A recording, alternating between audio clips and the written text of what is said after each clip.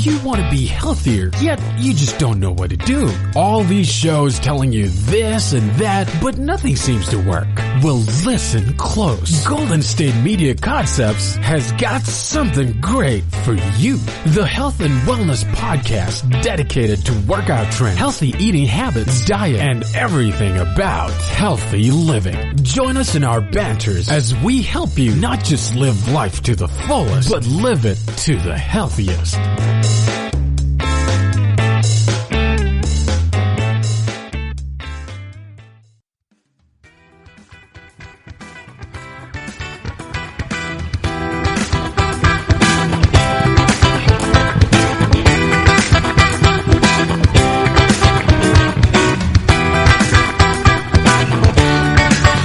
Hello and welcome to the GSMC Health and Wellness Podcast, brought to you by the GSMC Podcast Network. I am your host, Sarah, and I am very excited today because I have a new co-host to introduce you to. Her name is Cynthia, and Cynthia, just introduce yourself a little bit. Hi, thank you for the introduction, Sarah. So yes, my name is Cynthia. I'm very excited to be here. I guess, I always get nervous when I have to talk about myself, right on the spot, name 3, interesting facts about you. Right. So, do you want to play icebreakers? I guess, you know what? Here we go. I'm just gonna, think of the spot. So, I am from Northern California. I love pizza. I love food in general, actually. And I love to exercise and watch movies. Those are some of my hobbies. Which the exercise probably helps with the pizza. Exactly. So I exercise so I can eat loads of pizza. Nice. What's your favorite kind of pizza? Honestly, I'm so boring. Just cheese. Just cheese? Cheese. Actually, and pineapple. Cheese and bread is always a good thing. Exactly. So I'm honestly not picky. Barbecue chicken pizza's bomb as well. So just any type. I don't like pepperoni though. I have to say that. I'm not a fan of pepperoni. Not your favorite. So do you see those memes on social media where people are just adamant about pineapple on pizza? They get so upset. I know. I've been seeing that debate are you a pineapple type of person or not? And I believe pineapple does belong on pizza. I don't know about the rest of you guys, but pineapple should be on pizza. I'm cool with pineapple, so I don't have to be we can't be friends. Well, we can definitely be friends because we both like pineapple on pizza. That's right. I'd still be friends with you even if I didn't like pineapple on pizza. I would just put it on half. Exactly. Yeah. So pineapple, probably not our topic for today. Would you like to tell us a little bit about what we'll be talking about in this episode? Of course. So I feel like the majority of the population is either a coffee drinker or a tea drinker. I happen to be both. What about you? I am both as well, although that's another debate that gets very heated. I know. So I'm here to talk about a specific green tea called matcha green tea. Have you heard of matcha green tea or tried it? I have tried it.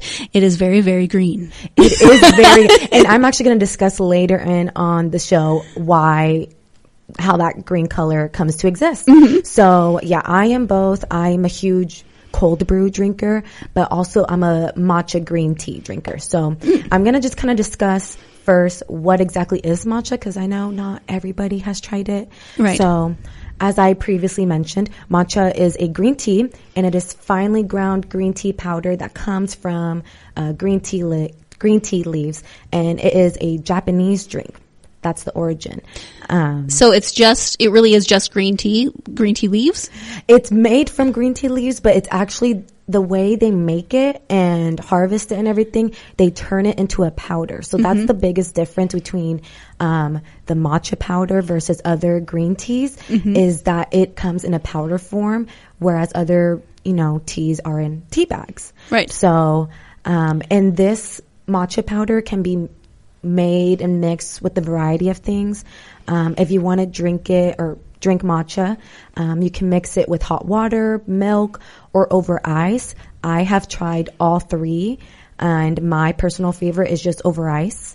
It could be negative something degrees outside, and I'll still prefer an iced drink over a hot one. You live in Northern California. When is it negative degrees? I know. It's never, especially right now. It's so warm outside. I know. It's still in the 80s. It's driving me crazy. I guess in the 70s, but I grew up in Montana and it's snowing. Not that I want snow already, but Just a little change. Just want to be able to wear layers. Exactly. And other ways you can use the matcha powder is in your diet is also in baked goods. You can even mix it with oatmeal, granola, in smoothies. I know Starbucks make like matcha lattes, matcha shots. So I think I had the iced matcha latte. Did you like it? Yeah, I did. But again, it was very, very green. Very, very, yeah. The color might like spook you, but I liked it. But I mean, it is intense. Yeah. So I've actually tried a baked good. I think I tried a matcha muffin before. To be honest, it still just tasted like chocolate to me because it was like a matcha chocolate muffin. But I mean, it was green, so I wanted to eat it. I wanted to try it. So the green overtakes the chocolate?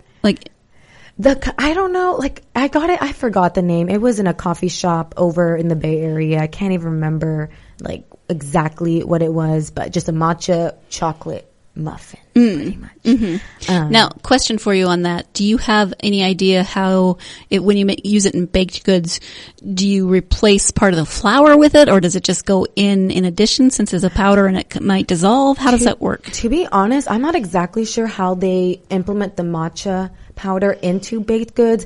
I honestly have no knowledge on baking, so I'm not sure. I cannot bake at all, so I have no idea if they dissolve it, if they substitute it with a different type of flour. So to be honest, I have no idea. But so yeah, if you are a baker, how about you let us know in the comments how you use matcha powder, if you do. And something else interesting I wanted to kind of mention is kind of the meaning of what matcha means. And again, it is a Japanese drink, so the name is actually Japanese, and it literally means powdered tea. So in Japanese, M-A, translates to rubbed or ground, while cha, C-H-A, means tea. So that's how matcha came about. So, and now I'm going to dive a little bit into kind of the origin of matcha.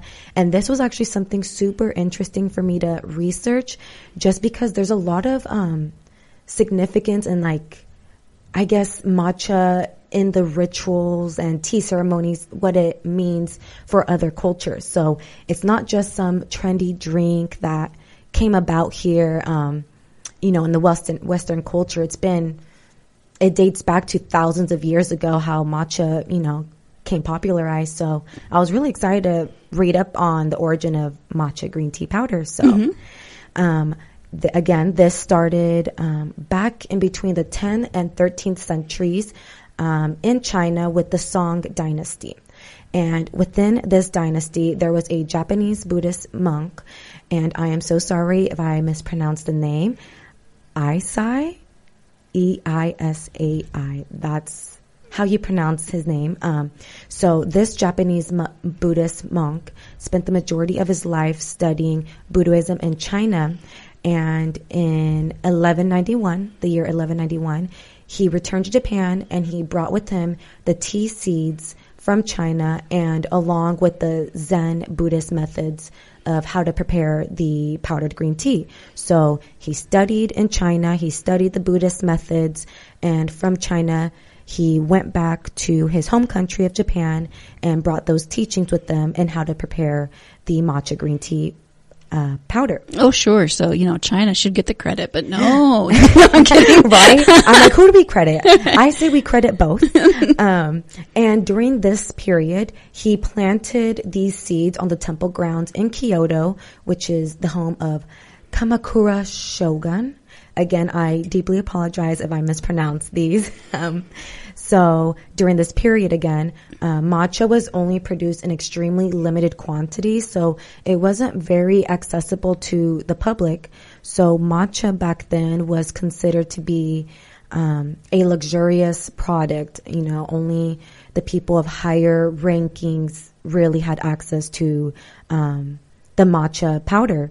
So that was something I thought that was really interesting, just because, over here we see matcha plastered in like so many menus and coffee shops. So to, kind of go back in history and learn that this tea really was a luxurious status symbol, it was really interesting. It was a really interesting finding. And also the way how they prepared the matcha, again, like I stated previously, matcha was used for rituals and for meditative purposes.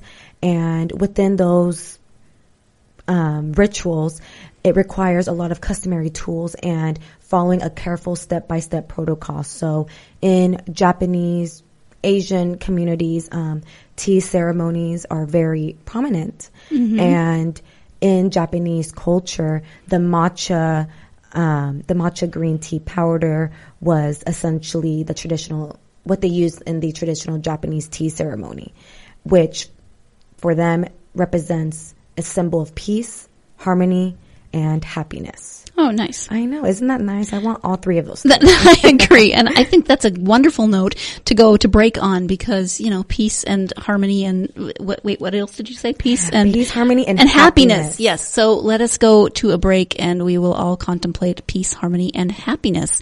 Stay tuned. You're listening to the GSMC Health and Wellness Podcast and we'll be right back.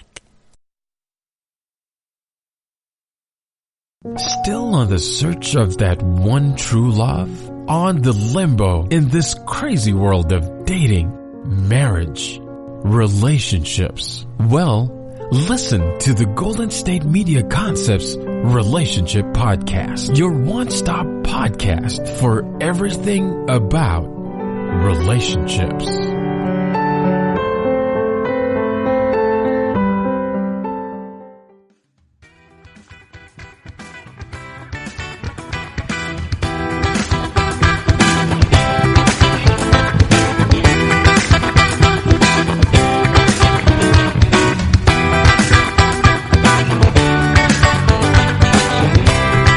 So welcome back, everybody.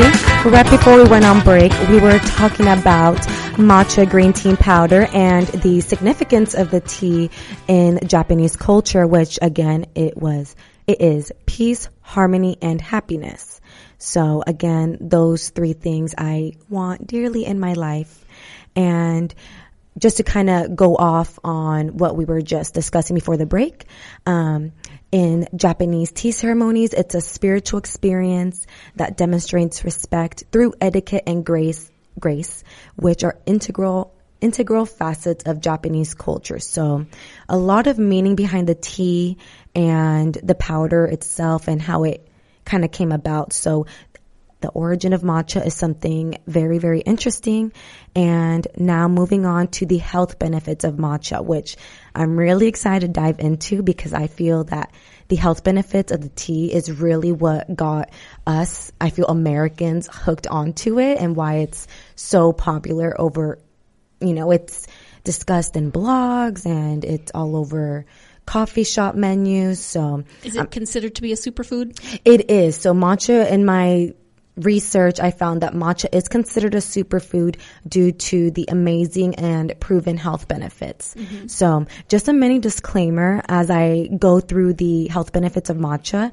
Some of these studies do say that they need to conduct more research on humans because some of the testings were done on animals, test tubes, things of that sort. So as I go on, I'll explain kind of which ones they need to do further or conduct further research. And this is one of those things that is not FDA approved, one of those good supplemental things. Exactly. Right. Not FDA approved. So let's begin. So like I previously stated, matcha has skyrocketed in popularity due to the amazing health benefits. A lot of people have switched out their coffee drink for the matcha green tea. I don't think I'll ever be one of those people because I just love coffee so much, but I love matcha too. So I kind of interchange between the both. It's green tea, so it has caffeine, yes? Yes, it does. So, and I'll actually dive into how that matcha, the caffeine from matcha differs from the typical green tea. So to begin, matcha contains a very high amount of antioxidants, which can reduce cell damage and prevent several chronic diseases such as liver damage and things of that sort. So that's already just based off that first benefit. I already want to drink it because I don't want any liver damage. And so that's something that I found really interesting, that it's high in antioxidants. Mm-hmm. I guess my question would be, how much would you have to drink in order for it to have a marked influence on your body? To be honest, I feel like if you drink one daily, to be honest, I'm not sure, but I did read that some people drink up to 5 to 10 glasses a day. I know. And they were fine. They had no, you know how if you have too much of something, there's always some type of, side effects. Mm-hmm. There weren't too many of that in my findings when I was looking these up. So I guess I'd say if you drink a cup a day, you could see some type of difference. But again, this isn't some magic drink that, erases all of your health concerns. Right. I'm just going to drink 1 cup of matcha tea and I'm good to go forever. Exactly. I wish, right? That'd be so That'd easy. That'd be awesome. But again, like I stated, I love food, so I can't just drink tea. So moving on. This one is something really interesting that I found as well. Matcha has been shown to improve attention span, memory, and reaction time. Oh. Yeah. And nice. It also contains, again, caffeine and L-theanine, which can improve several aspects of brain function. So, when I was going to school at San Jose State, I did see matcha green tea all over campus, all over our coffee shops. People were walking around with the green, bright green drink. Mm-hmm. And I think it's because of this specific health benefit that, it kind of helps you focus more, improve your attention, memory, and all of that good stuff. Which you definitely need while you're going to school. Oh my God, yes. And just everyday life, honestly, like wake up and just drink it. And now this one, the next benefit, again, it does say that more research does need to be conducted. But it says that they tested matcha on rats. On rats. Isn't that gross? On rats with cancer. And it says that it helped prevent the cancer, or eliminate the cancer, because matcha is especially high in, and again, I apologize because I do not know if I'm going to say this long word right, epigallocatechin 3 gallete.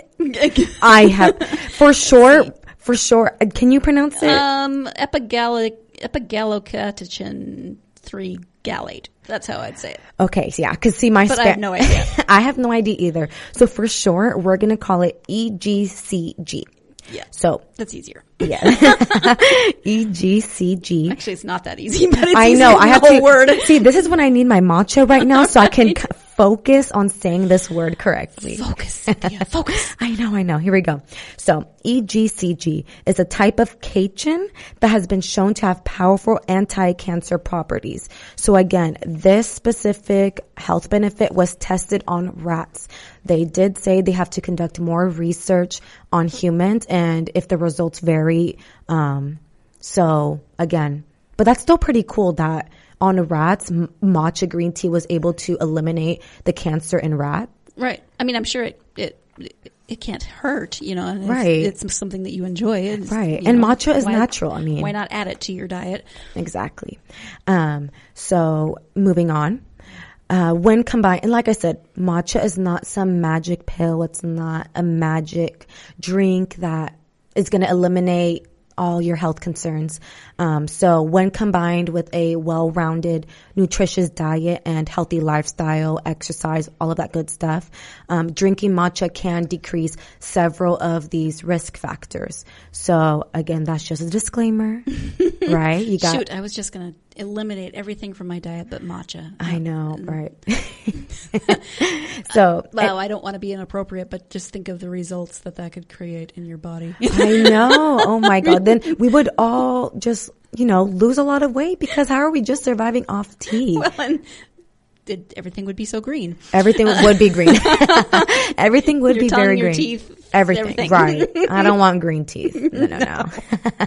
And this kind of, again, and I say this disclaimer right before the next health benefit I'm going to mention, because some studies show that the green tea extract helps increase metabolism and fat burning, both of which may aid in fat loss. So, like I said, you can't just drink the tea and you're not going to shed all of these pounds off, right? combined with a well-rounded, nutritious diet and healthy lifestyle, matcha could potentially heighten those results. Cynthia, you're making me sad. I mean, come on, just give me the magic pill that I drink right now today, and then by the time whatever XYZ date gets here. I know, Sarah, I'm crushing your soul. I'm crushing many souls here, but that's just, I got to keep it real with you guys. This is not going to eliminate all your problems. Man, okay. It would just be too easy. That'll it would be be too easy, right? I know. I'm like, I'm going to go chug a gallon of matcha and, call it a day. Sounds good.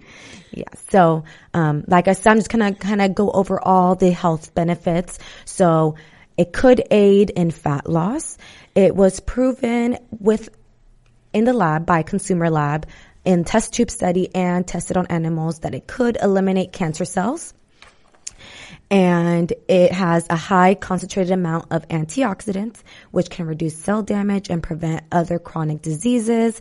And it does have caffeine, so it can improve your attention, memory, and reaction time. So I just kind of wanted to gather all of the health benefits and remind you guys of all the great things you can be drinking with this tea. Wonderful.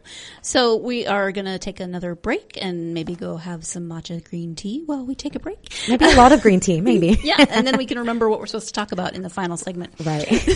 So stay tuned. You're listening to the GSMC Health and Wellness Podcast, and we'll be right back. Tired of searching the vast jungle of podcasts? Now listen close and hear this out. There's a podcast network that covers just about everything that you've been searching. Hey! The Golden State Media Concepts Podcast Network is here. Nothing less than a podcast bliss with endless hours of podcast coverage. From news, sports, music, fashion, cooking, entertainment, fantasy, football, and so much more. So stop lurking around and go straight out to the Golden State Media Concepts Podcast Network. Guaranteed to fill that podcast itch. Whatever it may be. Visit us at www.gsmcpodcast.com. Follow us on Facebook and Twitter and download us on iTunes, SoundCloud, and Google Play.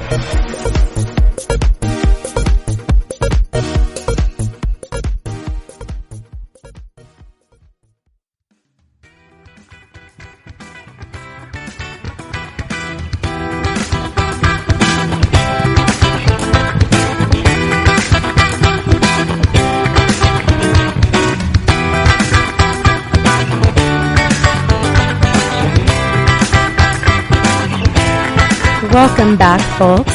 So, right before we went on break, we were discussing some of the health benefits of matcha green tea, such as improving your attention span, memory, reaction time, helping aid in fat loss. But again, we did say that this is not a magic drink. You can't just drink matcha and shed all these pounds. I know, right? I know. I'm sorry. I'll stop being whiny about it. It would just be too easy. I know. It really would. So moving on, we're going to discuss matcha green tea versus the regular green tea. So I have a quick question. So I have tried matcha. It's been a while. I remember liking it. It wasn't a latte, so there was probably added sugar and stuff, you right. know. And I always have soy with my lattes. Mm-hmm. But when I drink green tea, which is not my favorite, I prefer black tea. But when I drink green tea, I usually do pretty well until like the last mouthful, and then it's just so disgustingly bitter. And do you feel that way about matcha? To be honest, I feel like my palate likes bitter taste. Okay. Like I drink my coffee black. I don't like sweetener in my drinks. So when I drink matcha, I feel like it already is naturally sweet a little bit. Okay. So, to be honest, I like the bitter taste. Okay. I don't mind it. So you are not going to answer my question. I know. I'm sorry. No, because you can't, because you like it. Right. I know. I do like the bitter taste. I know, most people don't, but I don't mind it. I really don't. Okay. Yeah. So I'll have to try it not in a latte. I'll have to try it on its own so I know how I feel about it. So, with matcha green tea powder, I'm going to just quickly discuss first the color. Matcha green tea is a bright green color, and versus the typical green tea that is brewed in tea bags is not as bright. So it's kind of greenish yellowish. Greenish yellowish, exactly. And the matcha green tea is more frosty, and the consistency, from my experience, is a little thicker. Which I like. I actually like the thickness. I've tried matcha lattes, matcha shots, and I like the frostiness of the drink. And that's because it's a powder form. Right. So I don't mind it. I prefer it probably that way. Okay. So I'm just going to interject because, as listeners know, when I have a host, I like to look stuff up while the other person's talking. So I'm currently looking at pictures of matcha green tea, and the ones that crack me up are the green tea bags, the matcha green tea bags, because that's like, it's like, right. It's a powder. It's supposed to not be in tea bags, but wait, really? Yeah, I'm confused. I'm assuming it's green tea with matcha. Yeah. Yeah, it has to be, because the powder is supposed to dissolve. Right. You couldn't have it well, there would be no point in putting it in a tea bag. So, but traditional tea brands, I think, are trying to get on the matcha, the matcha wagon, right? Yeah, right. So they have the bags. Wow, I've never seen that before, and I don't think I'd drink it. Well, because you've had the real kind, right? So. I've had the real thing, so I'm pretty picky about which powder I use. And so, like green tea, matcha also comes from the same plant called, and I'm going to try my best to pronounce this word, Camellia sinensis. I just lost it on the notes. Help me out. Yeah, Camellia sinensis. Seems like, see, you pronounce it a lot better than I did. You just got to pronounce it like you know what you're talking about. I know, with confidence. Okay, so they come from the same plant, Camellia sinensis. However, right, and the biggest difference between matcha green tea and regular other green teas is the way matcha is grown, harvested, and cultivated. That's really what gives this tea its unique properties. It's the way it's grown. Okay. So farmers grow the matcha by covering their tea plants 20 to 30 days before harvest to avoid direct sunlight. And this process is called tencha, which stems from the Japanese culture. Again, reverting back to the Japanese Buddhist monk, Aisai. That's how they started planting and growing. So again, this all stems from the Japanese culture. That's really interesting, because when I think about plants and growing, there are some things that do better in shade, but you always think, they need the sun, they need the chlorophyll, and so it's interesting that they cover them the plants for a specific amount of time. That's what I found interesting too. So, and by doing this, by implementing the tencha method, this increases the chlorophyll production, boosts the amino acid content, and gives the plant its darker green hue. So that's why, if you've seen matcha green tea powder, it's that bright green color, because of the high production of chlorophyll and the amino acids in the powder. Right? That's interesting. Yeah. And once the tea leaves are harvested, the stems and veins are removed and the leaves are ground up into fine powder, which we call it matcha.